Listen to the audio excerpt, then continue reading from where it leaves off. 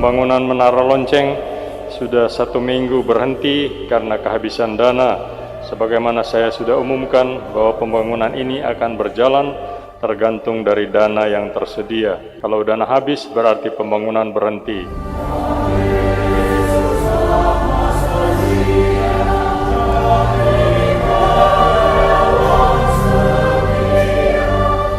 Untunglah keluarga Sumeisei Nicholas mulai sekarang akan menanggung kekurangan dana untuk pembangunan ini sebagai ungkapan syukur atas berkat Tuhan yang mereka terima. Saya mau menegaskan bahwa umat parokilah yang harus menunjukkan rasa tanggung jawabnya untuk pembangunan.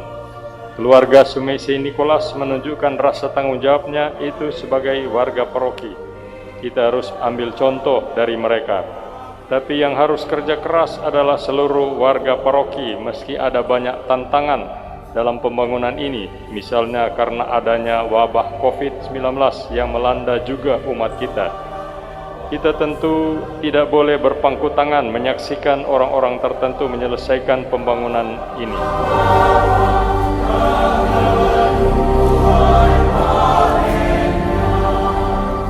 Jadi, kewajiban kita meskipun sesuai kemampuan, jalan terus proposal-proposal untuk pembangunan menara ini yang sudah diedarkan dan diusahakan umat, jalan terus.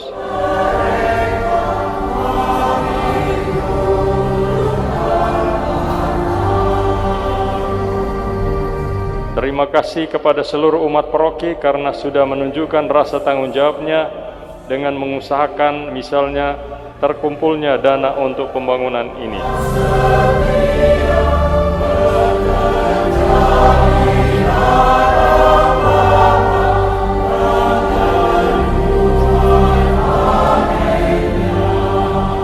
Terima kasih banyak kepada keluarga Sumeisei Nicholas atas kesediaannya untuk membantu umat dalam kelancaran pembangunan fisiknya ini dengan menyediakan dana di mana ada kekurangan sehingga pembangunan bisa jalan terus.